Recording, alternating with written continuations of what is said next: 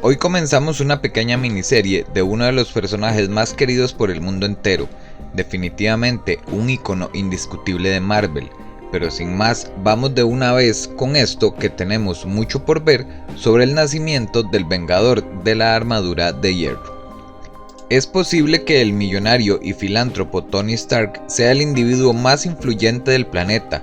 El Profesor X tiene el respeto de la comunidad mutante de la Tierra, pero el trabajo de Stark como Iron Man, su prolongada permanencia en los Vengadores y su posición a la cabeza de Stark Industries le otorga una autoridad aún mayor. Sus padres murieron en un accidente cuando él era niño, dejándole su conglomerado de empresas de Industrias Stark. Tony asumió el mando de la compañía a los 21 años. Vistas en perspectiva, algunas de sus primeras decisiones no fueron éticamente prudentes, ya que muchas de sus primeras creaciones fueron diseñadas para uso militar, y fueron sus negocios con el ejército los que en última instancia le llevaron a crear su armadura de Iron Man. Tras desarrollar mini transistores para su uso en el campo de batalla, Tony viajó a Vietnam para ver su utilidad sobre el terreno, pero el ensayo acabó mal. La explosión de una bomba alojó un trozo de metralla peligrosamente cerca de su corazón, y Tony fue capturado por Wong Chu, un señor de la guerra norvietnamita. Informado de que la metralla solo sería retirada si desarrollaba un arma para el enemigo, Tony respondió con peculiar tenacidad. Formando equipo con otro prisionero, el premio Nobel de Física Ho Jin-seng, Tony diseñó un traje de hierro que protegería su corazón, al tiempo que le permitiría luchar contra los hombres de Wong Chu y escapar. Durante los años siguientes, Tony vistió la armadura muchas veces, afirmando que Iron Man era su guardaespaldas y emblema corporativo. Al principio solo la usaba para luchar contra los comunistas y las amenazas a su imperio empresarial. La armadura evolucionó con la llegada de nuevas técnicas e ideas, haciéndose sofisticadas y a veces más peligrosas.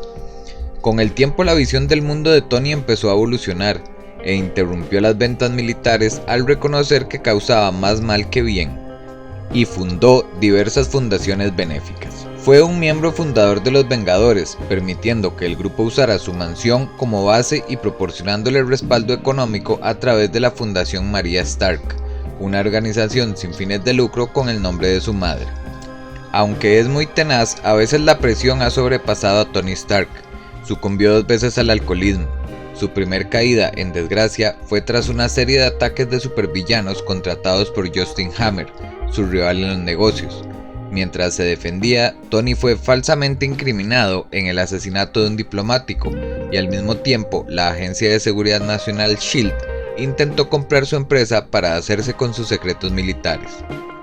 Gradualmente, y con el apoyo de sus amigos, Tony se sobrepuso a estos peligros y superó su adicción.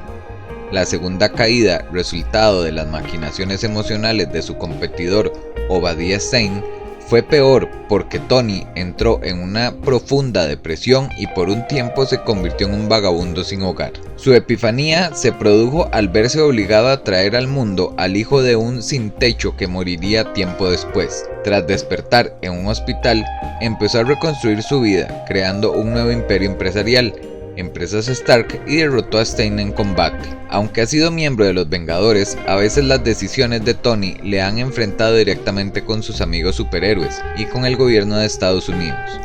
Cuando Justin Hammer robó la tecnología Stark y la distribuyó a criminales, Tony inició una búsqueda para hallar cada elemento perdido. Fue este esfuerzo por localizar los trajes de los guardianes, que eran derivados de los suyos y usados por el ejército de Estados Unidos, el que le dio como resultado que Iron Man fuera declarado proscrito por el gobierno, y estos actos lo llevaron a enfrentarse con el Capitán América.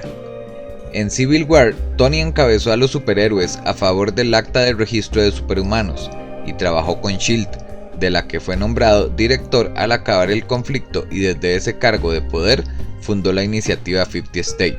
Dada su membresía en los Illuminati, Tony, por desgracia, se convirtió en objeto de ira de Hulk durante la Guerra Mundial Hulk, y esto fue el principio de su fin. La invasión secreta del Imperio Skrull lo cogió desprevenido y la reacción del público lo obligó a dejar la dirección de S.H.I.E.L.D. El hombre que ocupó su cargo, Norman Osborn, ordenó su captura, pero Tony huyó, convirtiéndose así en un fugitivo como los héroes que habían perseguido para SHIELD.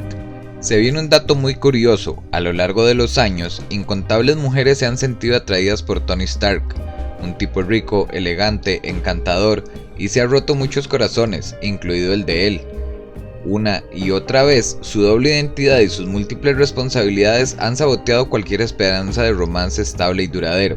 Algunos de esos amores significativos para Tony han sido Janice Court, hija de Drexel Court, uno de sus rivales; Bethany Cave, amante de Tony hasta que su esposo regresó; Sunset Vane, que sedujo a Tony y le robó sus secretos; Virginia Pepper Potts, una de las más leales amigas íntimas de Tony con la que sí tuvo una relación intensa y duradera; Natasha Romanova, la viuda negra, quien fue su adversaria ocasional y ex prometida.